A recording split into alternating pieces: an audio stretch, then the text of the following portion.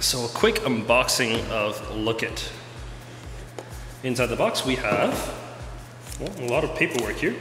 It comes in a multitude of different languages for you to choose from. We have the remote itself, the steering wheel adapter so that you're actually able to put this around your steering wheel. For a cleaner install, you can actually hardwire this remote into your car. There's also a phone mount so that you can attach your phone to the vents of your car, some nuts and bolts,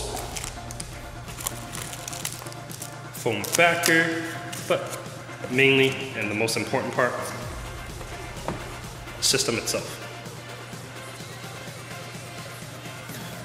The camera module itself is adjustable, so you are able to tilt it up and down.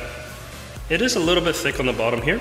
However, once installed in your vehicle, it shouldn't matter too much.